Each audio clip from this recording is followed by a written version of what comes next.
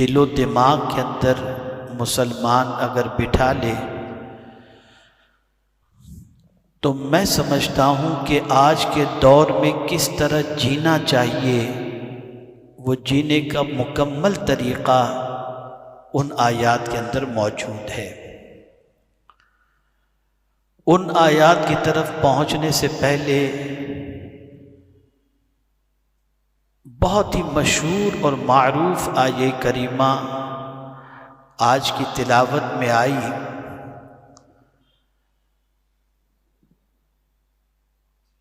جو یہ ہے ان الدین عند اللہ الاسلام، بے شک اللہ کے نزدیک دین اسلام ہی ہے۔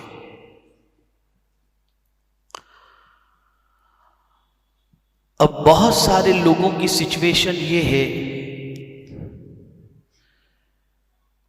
کہ ضرورت پڑنے پر دین کو استعمال کرتے ہیں اور باقی زندگی دین کے خلاف عمل کرنے میں گزارتے ہیں۔ تو اس کو بھی قرآن مقدس میں اللہ عز و جل نے دوسرے مقام پر فرمایا افتؤمنون ببعض الکتاب وتکفرون ببعض، کیا کتاب کے بعض حصے پر بعض آیتوں پر تم ایمان لاتے ہو اور بعض کا انکار کرتے ہو؟ تو ہم انکار تو نہیں کرتے لیکن عمل نہیں کرتے، بعض آیتوں پر عمل۔ اور آج کے دور کے اندر اگر میں یہ کہوں تو غلط نہ ہوگا کہ آج کے دور میں مسلمان زیادہ سے زیادہ قرآن کی 10-12 آیتوں پر عمل کرتا بھی ہے کسی حد تک، اور اسی کو قابل عمل سمجھتا ہے۔ نماز قائم کرنا، روزے رکھنا، زکوٰۃ دینا، نکاح کرنا، حج کرنا، بس یہی چند چیزیں ہیں۔ باقی آیات سے متعلق مسلمان کا یہ تصور کسی حد تک ہے کہ معاذ اللہ وہ قابل عمل نہیں، تو یہ مسلمان کی سب سے بڑی غلطی ہے۔ اس لیے کہ قرآن مقدس میں اللہ عز و جل نے واضح لفظوں میں فرمایا وَهَذَا كِتَابٌ أَنزَلْنَاهُ مُبَارَكٌ فَاتَّبِعُوهُ، پورے قرآن پر عمل کے حوالے سے اللہ عز و جل نے فرمایا کہ اس کی پیروی کرو۔ ہاں جو آیتیں منسوخ ہیں وہ الگ چیز ہے، لیکن قرآن کی پیروی کا حکم دیا گیا، اور رزلٹ اس کا یہ بتایا گیا کہ اگر تم چاہتے ہو کہ اللہ تم پر مہربانی کرے تو اللہ کی کتاب کی پیروی کرو، اللہ تم پر مہربانی فرمائے گا۔ تو وہ لوگ جو دین کو چھوڑ کر مسلمان ہوتے ہوئے کوئی ایسا راستہ اختیار کرتے ہیں یا کسی دوسرے مذاہب کے طریقے کو اختیار کرتے ہیں اسلام کو چھوڑ کر، تو ان کا انجام کیا ہے وہ بھی آج کی تلاوت میں آیا وَمَن يَبْتَغِ غَيْرَ الْإِسْلَامِ دِينًا فَلَن يُقْبَلَ مِنْهُ وَهُوَ فِي الْآخِرَةِ مِنَ الْخَاسِرِينَ، وہ قیامت کے دن گھاٹے میں ہوں گے، اور جو قیامت کے دن گھاٹے میں رہا وہ دنیا میں بھی کبھی ترقی نہیں کر سکتا، دنیا میں بھی وہ گھاٹے ہی میں رہے گا۔ اس لیے فرمایا گیا یا ایھا الذین آمنوا ادخلوا فی السلم کافہ، اے ایمان والو اسلام میں پورے پورے داخل ہو جاؤ۔ اور اگر کوئی یہ تصور کرتا ہو کہ دین بڑا کٹھن ہے تو خود حضور صلی اللہ علیہ وسلم نے صحابہ سے فرمایا الدین یسر ولا تعسر، دین آسان، اس کو ڈیفیکلٹ نہ بناؤ۔ تو حضور کا یہ جملہ دین آسان ہے، اس کا مطلب یہ کہ دین ڈیفیکلٹ نہیں ہے، ڈیفیکلٹ ہم بناتے ہیں۔ میں آپ کو مثال کے ذریعے سمجھاؤں، بہت ساری غلط رسومات کو ہم نے دین سے جوڑ دیا، یہ ڈیفیکلٹ ہو گئی، اور ہم نے سمجھا کہ اس کے بغیر چلے گا ہی نہیں۔ مثال کے طور پر میں آپ کو بتاؤں، نکاح رسول رحمت صلی اللہ علیہ وسلم کی سنت مبارکہ ہے، لیکن ہم نے اس کے ساتھ جو رسومات جوڑ دی ہیں، اتنے کھانے، مہندی، ہلدی، ڈانڈیا، اڑگم دڑگم، یہ ساری چیزیں جو جوڑ دی ہیں، یہ وہ ساری چیزیں جس سے ڈیفیکلٹ ہو گیا. میں بڑی معذرت کے ساتھ عرض کروں گا، نکاح ڈیفیکلٹ ہو گیا، زنا آسان ہو گیا. یہ آج کے دور کی سچویشن ہے.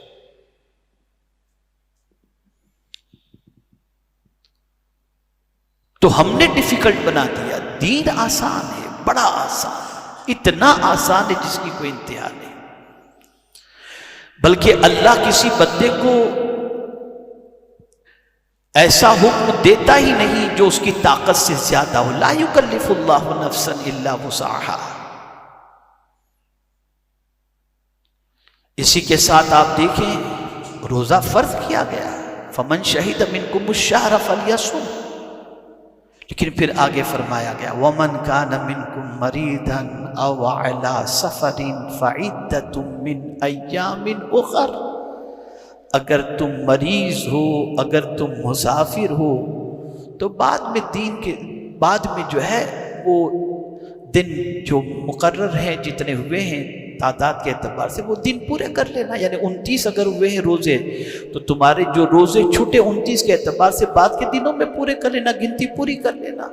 30 ہوئے ہیں تو باقی جو روزے تمہارے چھوٹے ہیں اس کو بعد میں پورے کر لینا اگر تم مریض ہو یا مسافر ہو. تو دین کتنا آسان ہے. میں مثال کے طور پر آپ کو بتاؤں، اگر کوئی بندہ روزہ رکھ کر امریکہ سے چلے تو اس کے لیے دن اتنا لمبا ہوگا جس کی کوئی انتہا نہیں. تو وہ تو روزہ رکھ ہی نہیں سکے گا. وہ روزہ رکھے گا تو اس کے لیے ڈیفیکلٹ ہو جائے گا. تو قرآن اور دین ہمارا بہت آسان ہے، فلیکسیبل ہے. اس نے چھٹی دے دی، بعد میں دن پورے گنتی کے دن پورے کر لینا، کوئی پرابلم کی بات نہیں. اور ہے روزے کتنے؟ ایام معدودہ، چند دن، بس اس سے زیادہ تو ہے نہیں. اس امت کی پریشانی کا ایک سب سے بڑا سبب یہ ہے کہ خود اس نے دین کو ڈیفیکلٹ سمجھا اور دین کو ڈیفیکلٹ سمجھ کر فروع کو، مستحبات کو، رسومات کو اس نے فرض کا درجہ دے دیا. تو اگر کوئی یہ چاہتا ہے کہ اللہ دنیا اور آخرت میں اسے عزت و سربلندی عطا فرمائے تو اس کے لیے ضرورت اس امر کی ہے کہ وہ اسلام کے علاوہ کہیں سے اپنی زندگی اور اپنے کام اور اپنے سارے معاملات کے سلسلے میں کچھ بھی اصول نہ لے. جو بھی اصول اسے چاہیے وہ اسلام ہی سے وہ حاصل کرے. اس لیے کہ دین صحیح معنوں میں اسلام ہی ہے. ایک آیت کریمہ آئی قُلِ اللَّهُمَّ مَالِكَ الْمُلْكِ تُؤْتِي الْمُلْكَ مَنْ تَشَاءُ وَتَنْزِعُ الْمُلْكَ مِمَّنْ تَشَاءُ وَتُعِزُّ مَنْ تَشَاءُ وَتُذِلُّ مَنْ تَشَاءُ. اتنا تو سب جانتے ہیں، لیکن آپ کے دل کی کلی اس وقت کھل جائے گی جب اس جملے کی طرف آئیں بِيَدِكَ الْخَيْرُ. تم کہو اے اللہ ملک کے مالک، تو جسے چاہے ملک عطا فرما، جسے چاہے ملک جسے چاہے چھین لے. تو جسے چاہے عزت عطا فرما، جسے چاہے ذلت عطا فرما. لیکن میرے رب تیرے دست قدرت میں ہے کیا؟ تیری شان کیا ہے؟ تو قرآن کہتا ہے بیدک الخیر. اللہ عز و جل اپنے بندوں کے سلسلے میں خیر ہی کا فیصلہ فرماتا ہے. اپنے بندوں کا جتنا وہ بھلا چاہتا ہے کوئی دوسرا اتنا بھلا نہیں چاہتا. خیر ہی خیر. بسا اوقات ہم کو لگتا ہے کہ یہ چیز ہمارے لیے پریشان کن ہے، لیکن اس کے پس پردہ جو خیر ہے اس کی واقفیت ہمیں نہیں ہوتی. جیسے کہ کورونا میں ہم نے دیکھا، کورونا کے اندر سب سے بڑی چیز یہ ہوئی، اور جس کا افسوس بھی اس وقت تھا آج بھی ہے، کہ مسجد سے روک دیا گیا. مسجد سے لوگوں کو روک دیا گیا. اب اس وقت کیا سچویشن ہوئی؟ لوگ گھروں میں تراویح پڑھتے، نماز پڑھتے تو روتے تھے. گھروں میں تراویح پڑھ کر روتے تھے، نماز پڑھ کر کے روتے تھے. ایسا رونا کبھی مسجد میں لوگوں کو ہم نے نہیں دیکھا. اب میرا جملہ ذہن میں رکھیے گا، کورونا کے اندر لوگ مسجد سے تو دور ہو گئے، خدا سے قریب ہو گئے، اور عام دنوں میں مسجد سے قریب تھے، خدا سے دور تھے۔ عام دنوں میں مسجد سے دور تھے، مسجد سے قریب تھے، خدا سے دور تھے، چلے۔ لیکن کورونا کے زمانے میں میں نے وہ بلکتے ہوئے لوگوں کو دیکھا ہے، وہ تڑپتے ہوئے لوگوں کو میں نے دیکھا ہے جس کی کوئی انتہا نہیں۔ تو بظاہر یہ لگ رہا تھا کہ یہ پابندی، لیکن اس کے پیچھے کیا خیر ہے وہ ہم نہیں جانتے تھے، وہ اللہ ہی بہتر جانے۔ اس لیے کہ اللہ اپنے بندوں کے سلسلے میں خیر ہی کا فیصلہ فرماتا ہے، خیر ہی کا، بیدک الخیر انک علی کل شیء قدیر۔ اب سمجھیے گا جو مجھے آج سمجھانا ہے آپ کو۔ بہت سارے اس وقت تیزی کے ساتھ حالات بدلتے ہوئے نظر آتے ہیں، اور میں نے اضطراب سوشل میڈیا، پرنٹ میڈیا کے اندر مسلمانوں کا دیکھا۔ پتہ نہیں اب کیا ہوگا، کیسے رہ پائیں گے، نہ جانے کیا کیا سوچ انسان کی بنتی چلی جا رہی ہے۔ جب ایسی سچویشن ہو تو آج کی آیت نے بڑی عظیم رہنمائی فرمائی۔ کیا کرنا چاہیے؟ پروٹیسٹ، روڈ پہ نکلنا، نعرے بازی کرنا، دھوم دھماکے کرنا؟ اب قرآن کیا کہتا ہے اسے سنو۔ ان تصبک حسنۃ تسؤہم وَإِن تُصِبْكَ سَيِّئَةٌ يَفْرَحُوا بِهَا وَإِن تَصْبِرُوا وَتَتَّقُوا لَا يَضُرُّكُمْ كَيْدُهُمْ شَيْئًا۔ منکرین کی سوچ قرآن نے بیان فرمائی کہ جب تمہیں تکلیف پہنچتی ہے تو منکرین کو خوشی ہوتی ہے، اور جب تمہیں راحت پہنچتی ہے تو منکرین کو تکلیف پہنچتی ہے۔ تم اچھائی میں ہو، سکون سے ہو تو منکرین کو تکلیف پہنچے گی، اور تم تکلیف میں ہو تو منکرین کو اچھا لگے گا۔ منکرین کی فطرت ہی یہ ہے کہ تمہیں تکلیف میں گرفتار دیکھ کر کے خوش ہونا۔ اب ایسی سچویشن ہو تو کیا کرنا چاہیے؟ بس اوقات بہت ساری چیزیں ایسی معاشرے کے اندر لائی جاتی ہیں، ایسے معاملات سامنے آتے جس سے آدمی مشتعل ہو جائے، ایک دم گھبرا جائے، جوش میں آ جائے، تو قرآن نے وہاں پر فرمایا وَإِن تَصْبِرُوا وَتَتَّقُوا لَا يَضُرُّكُمْ كَيْدُهُمْ شَيْئًا۔ یہ فارمولہ ہے قرآن کا۔ منکرین کی چال کو اگر ناکام کرنا ہے اور ان کے مکر و فریب سے اگر بچنا ہے تو قرآن کہتا ہے دو چیزیں اختیار کرو۔ وَإِن تَصْبِرُوا وَتَتَّقُوا، اگر تم نے صبر کیا اور تقوی اختیار کیا، ان کا کوئی پلان کبھی سکسیس ہو ہی نہیں سکتا، تمہیں کوئی تکلیف نہیں پہنچے گی۔ یہ قرآن کا فیصلہ ہے۔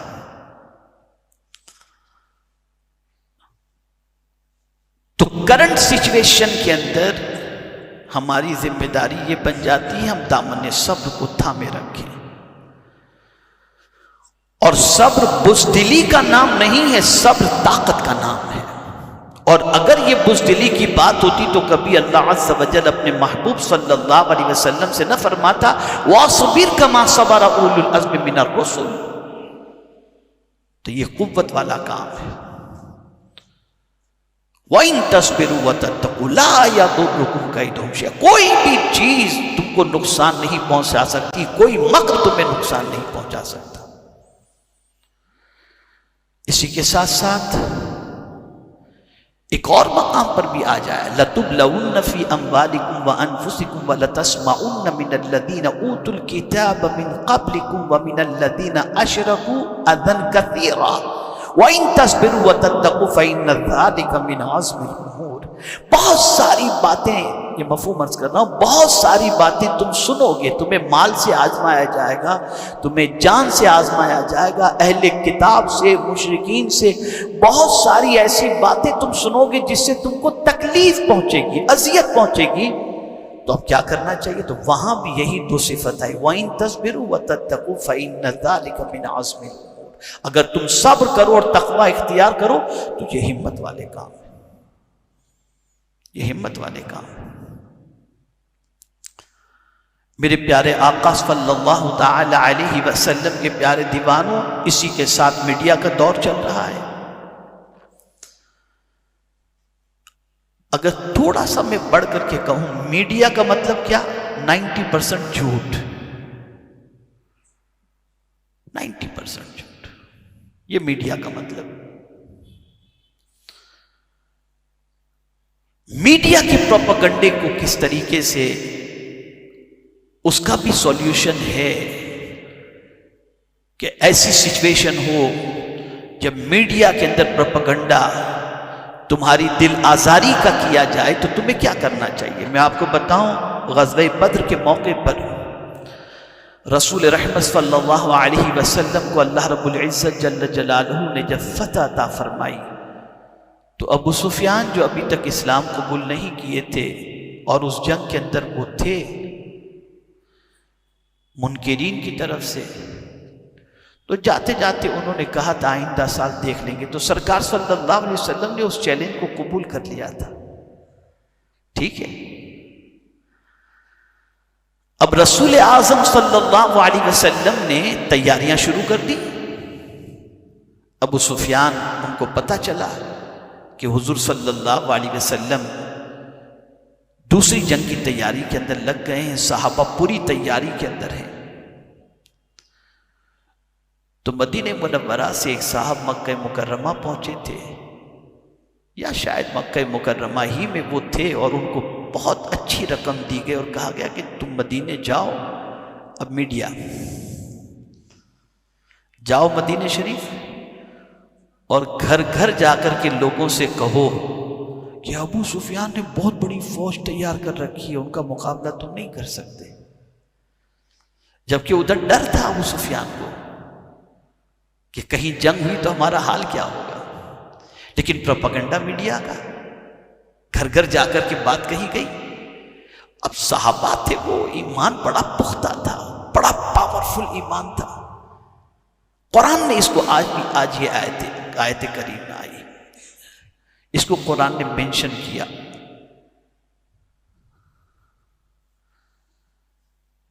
کہ بہت بڑی فوج، ان الناس قد جمعوا لکم فاخشوہم، بے شک تمہارے لیے انہوں نے بہت بڑی فوج تیار کر کے رکھی ہے، انسانوں کا جمع غفیر ہے، فاخشوہم، ان سے ڈرو۔ اب یہ میڈیا کا رول تھا، اس وقت پرنٹ میڈیا اور سوشل میڈیا نہیں تھا، ماؤتھ میڈیا تھا، یہ ہوا۔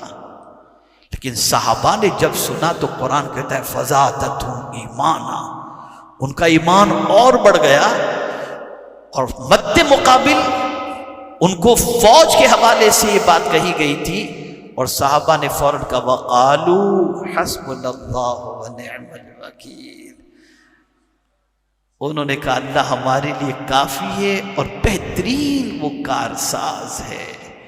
یہاں سے یہ بات سمجھ میں آئی کہ لوگوں کو فوج پر بھروسہ ہوتا ہے، مومن کو خدا پر بھروسہ ہوتا ہے، مومن پر ذرا بھی نہیں ڈرے وہ۔ بلکہ حدیث شریف کے اندر ہے کہ صحابہ پوری تیاری کے ساتھ اس جگہ پہنچے بھی، اور ساتھ میں مال تجارت لے کر کے گئے تھے تاکہ وہاں جا کے بزنس کرے، اور بزنس بھی کیا اور بڑا نفع کما کے واپس بھی آئے، لیکن کوئی نہیں پہنچا وہاں پر، کوئی نہیں پہنچا۔ کہنے کا مقصد یہ ہے، اب یہ حسبنا اللہ و نعم الوکیل یہ معمولی چیز نہیں ہے، کوئی سلسلہ ایسا نہیں ہے جہاں پر یہ عمل اپنے ماننے والوں کو نہ بتایا جاتا ہو، چاہے وہ سلسلے قادریہ ہو، نقشبندیہ ہو، سہروردیہ ہو یا چشتیہ ہو۔ اگر آپ کا کوئی مسئلہ حل نہیں ہو رہا اور آپ چاہتے ہیں کہ اللہ مسئلے کا حل فرما دے، تو روزانہ رات کو عشاء کے بعد 450 مرتبہ حسبنا اللہ و نعم الوکیل پڑھیں، اللہ آپ کے سارے پرابلم کو سالو فرما دے گا۔ بہت پاورفل عمل ہے۔ بہت پاورفل عمل ہے۔ ایک اور آیت کریمہ آئی، چوتھے پارے کی پہلی آیت، لن تنالوا البر حتى تنفقوا مما تحبون وما تنفقوا من شيء فإن الله به عليم۔ ہرگز تم نیکی کو نہیں پہنچو گے اس وقت تک جب تک کہ اپنی پسندیدہ چیز اللہ کے نام پہ قربان نہ کرو۔ گھٹیا چیز دے کر کے اگر تم سوچو کہ نیکی کو پہنچ جاؤ گے تو نہیں، پسندیدہ چیز دو، جو تمہیں پسند ہو وہ خدا کے نام پر دو۔ جیسا کہ آپ دیکھیں آج کی شب خاتون جنت رضی اللہ تعالیٰ عنہ کے وصال کی شب ہے، بیٹا پسندیدہ تھا، دے دیا اللہ کے نام پر، دی قربانی، تیار کیا اس قربانی کے لیے۔ ایسا نہیں کہ خاتون جنت کو معلوم نہیں تھا کہ میرا بیٹا کربلا میں شہید ہوگا، ولادت کے ساتھ ہی شہادت مشہور تھی، لیکن ایک دعا کوئی بتا دے کہ خاتون جنت نے یہ دعا کی ہو کہ اللہ میرے بیٹے کو کربلا کے امتحان سے بچا لینا، نہیں۔ جس بیٹے کو حضور صلی اللہ علیہ وسلم نے بے پناہ پیار دیا، جن کا رونا حضور برداشت نہیں کرتے تھے، خاتون جنت رضی اللہ تعالی عنہ نے اس اپنے چہیتے بیٹے کو تیار کیا میدان کربلا کے لیے۔ اور اب تھوڑا سا اور آگے سمجھا دوں خاتون جنت کی عظمت کو قرآن کی روشنی میں تاکہ آپ سمجھیں۔ بیمار تھے حسنین کریمین، 3 روزے کی نذر مانی انہوں نے، ان سے کہا گیا روزے کی نذر مان لو بیٹے شفایاب ہو جائیں گے۔ 3 روزے کی نذر مانی، گھر میں کچھ نہیں تھا،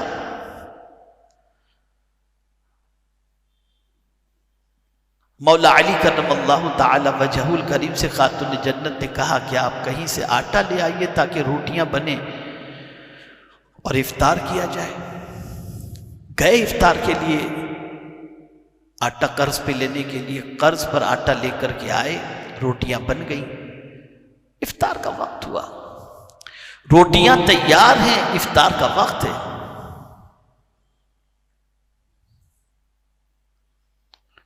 ایسے میں دروازے پر ایک مسکین نے آواز، اللہ کے نام پہ کچھ دو۔ خاتون جنت کے پاس وہی روٹیاں تھیں، اور وہ بھی قرض کے آٹے سے لائی ہوئی بنائی ہوئی روٹیاں تھیں۔ فوراً اپنے بچوں سے کہا یا خادمہ سے کہا یہ روٹی اٹھاؤ اور دروازے پہ جو مسکین اللہ کے نام پر مانگ رہا ہے اٹھا کر کے اسے دے دو، آج ہم پانی پی کر کے افطار کر لیں گے۔ دے دیا ان کو۔ پھر دوسرے دن روزہ رکھا، روٹیاں سامنے موجود، پھر دروازے پر کسی نے آواز دی میں یتیم ہوں، اللہ کے نام پہ کچھ عطا کر دو، بھوکا ہوں۔ روٹیاں اٹھائیں، کہا جاؤ سائل کو دے دو، دے دیا گیا۔ تیسرے دن پھر روٹیاں بنائی گئیں،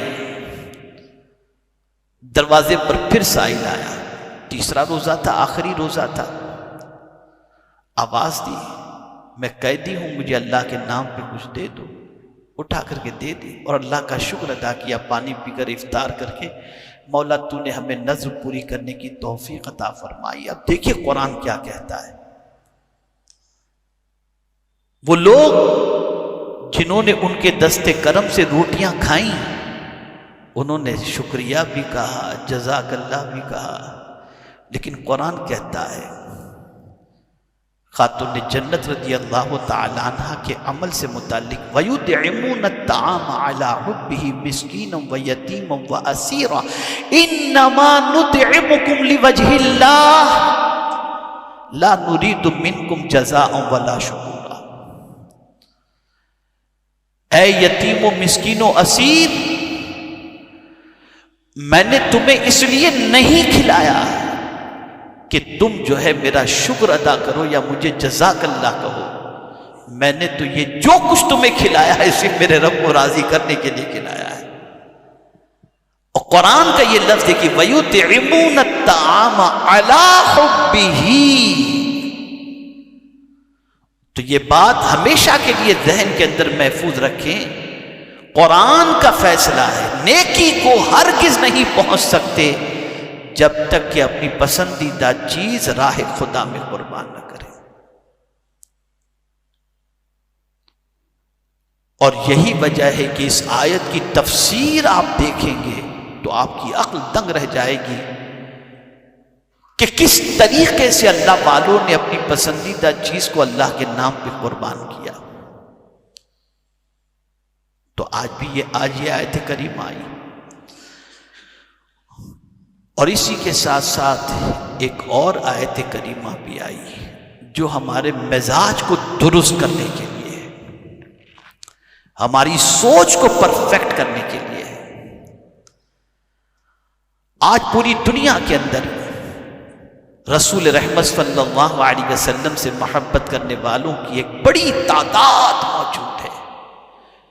غلامان رسول جتنے دنیا کے اندر پائے جائیں گے، اتنے کسی ذات کی محبت میں گرفتار دنیا کے اندر آپ کسی انسان کو نہیں دیکھیں گے۔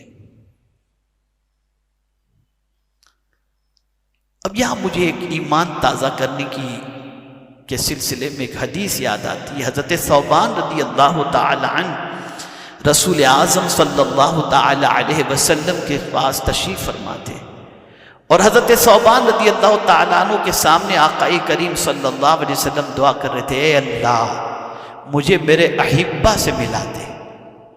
کون دعا کر رہا ہے؟ حضور صلی اللہ علیہ وسلم۔ اے اللہ مجھے میرے احبہ سے ملا دے۔ حضرت ثوبان رضی اللہ تعالیٰ عنہ کو حیرت ہوئی، عرض کرتے ہیں یا رسول اللہ صلی اللہ تعالی علیہ وسلم، کون ہے آپ کے احبہ؟ ہم تو ہیں اور آپ تو ہم سے ملتے ہیں۔ اب سنیے حضور صلی اللہ علیہ وسلم کیا فرماتے ہیں، ثوبان تم میرے پیچھے نماز پڑھتے اور صحابہ میرے پیچھے نماز پڑھتے، تم نے قرآن اترتے بھی دیکھا، مجھے نماز پڑھتے بھی دیکھا، صبح و شام مجھے دیکھتے ہو، میرے اخلاق دیکھتے ہو، میری عادتیں دیکھتے ہو، میرا سب کچھ تمہاری نگاہوں کے سامنے ہے، اور اس وجہ سے تم محبت کرتے ہو۔ اب جو تم سوال کر رہے ہو کہ میں نے یہ دعا کہ میرے احبہ سے ملا دے، تو آؤ میں تمہیں بتاتا ہوں میرے احبہ کون ہیں۔ سرکار صلی اللہ علیہ وسلم فرماتے ہیں قیامت کے قریب مجھ سے ایسے بھی محبت کرنے والے ہوں گے جنہوں نے مجھے دیکھا نہیں، لیکن مجھ پر مر مٹنے کے لیے تیار ہوں گے، مجھ پہ سب نچھاور کرنے کے لیے تیار ہوں گے۔ وہ ہیں میرے احبہ جن سے ملنے کی میں خود دعا کر رہا ہوں۔ یہ مقام ہے۔ اب حضور صلی اللہ تعالی علیہ وسلم سے محبت کیا وجہ ہے؟ آپ بھی چاہتے ہیں کہ لوگ آپ سے محبت کریں، میں بھی چاہتا ہوں لوگ مجھ سے محبت کریں۔ دنیا کا کوئی انسان نہیں چاہتا کہ لوگ اس سے نفرت کریں، ہر انسان چاہتا ہے کہ لوگ اس سے محبت کریں۔ قرآن نے ضابطہ عطا کیا کہ اگر آپ دنیا میں دیکھ رہے ہو تم کہ حضور صلی اللہ علیہ وسلم سے لوگ محبت کرتے ہیں، کیا وجہ ہے؟ تو قرآن کہتا ہے فَبِمَا رَحْمَةٍ مِّنَ اللَّهِ لِنْتَ لَهُمْ وَلَوْ كُنْتَ فَظًّا غَلِيظَ الْقَلْبِ لَانفَضُّوا مِنْ حَوْلِكَ۔ آج کی تلاوت کے اندر یہ آیت بھی آئی۔ اللہ کی رحمت سے حضور کے بارے میں بتایا جا رہا ہے، اللہ کی رحمت سے تم ان کے لیے نرم دل ہو۔ اگر تم سخت دل ہوتے تو تمہارے پاس سے یہ چاہنے والوں کا جمگھٹا چھٹ جاتا۔ پتا چلا کہ جس کے اندر نرمی ہوگی لوگ اس سے محبت کریں گے۔ نرمی ایسی چیز ہے جو ہر خیر کو لاتی ہے۔ آقا کریم صلی اللہ علیہ وسلم اتنی نرم طبیعت کے تھے، اتنی نرم طبیعت کے تھے جس کی کوئی انتہا نہیں۔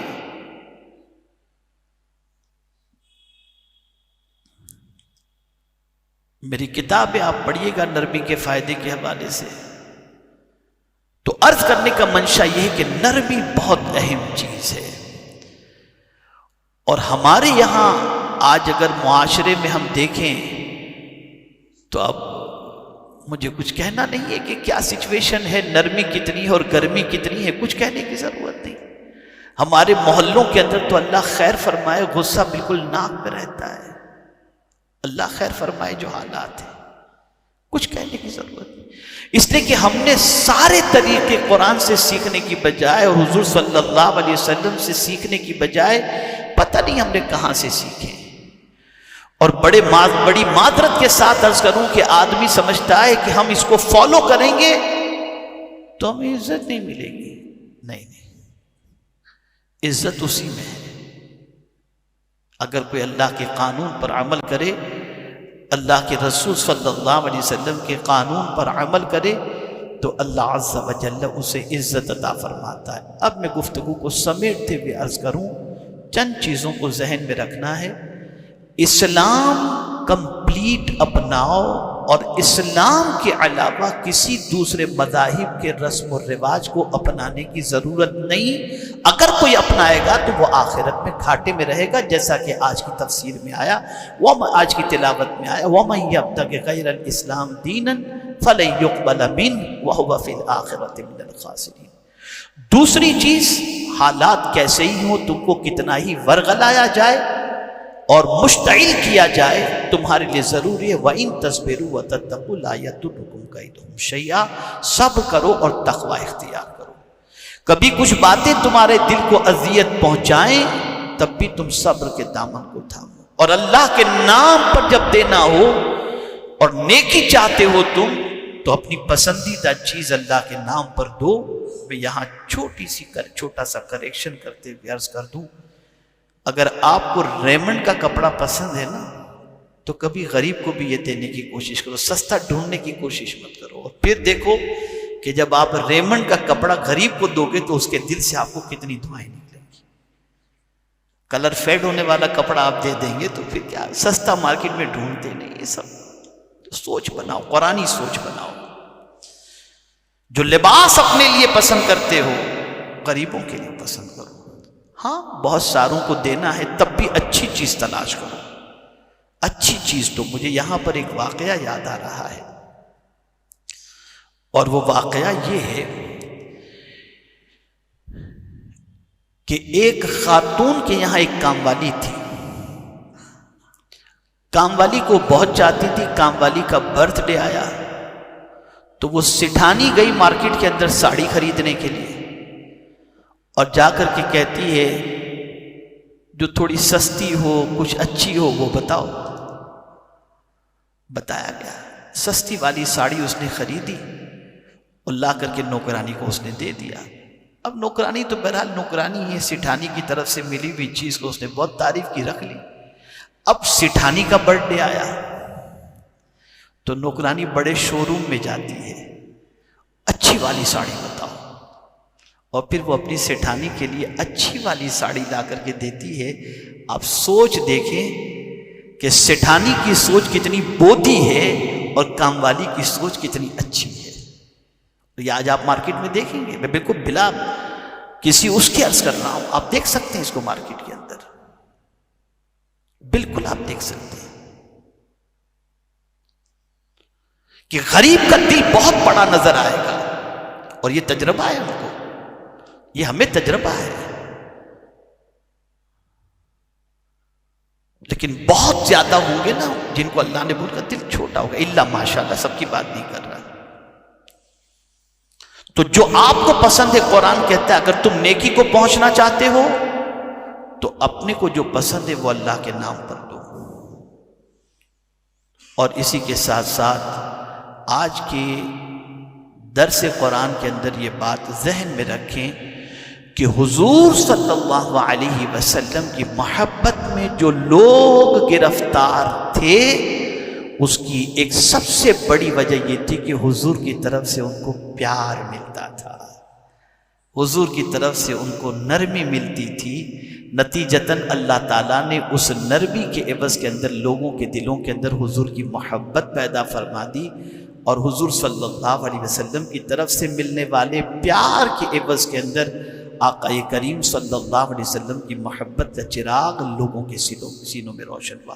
اور یہ پیار بانٹنے کے اندر کوئی سامنے سے کچھ ریور لینے والی پوزیشن نہیں تھی کہ پیار ان کو دوں گا، نرمی سے پیش آؤں گا تو یہ مجھے کچھ دیں. خدا کی قسم بالکل نہیں. دینا ہی مقصد تھا، لینا کچھ مقصد نہیں تھا. اس حضور دینے ہی کے لیے آئے تھے، دینے ہی کے لیے آئے تھے. اسی لیے قرآن کہتا ہے وَمَا آتَاكُمُ الرَّسُولُ فَخُذُوهُ، جو رسول دیں اسے لے لو. اور حضور سے کہا جا رہا ہے وَأَمَّا السَّائِلَ فَلَا تَنْهَرْ، حضور دینے ہی کے لیے آئے. تو میرے پیارے آقا صلی اللہ علیہ وسلم کے پیارے دیوانوں، آیات تو بہت ساری ایسی آئیں کہ جن پر تفصیلی گفتگو کی جانی چاہیے، لیکن میں نے مختصراً چند آیتوں کو آپ کے سامنے اور اس کے مفہوم کو آپ کے سامنے پیش کیا.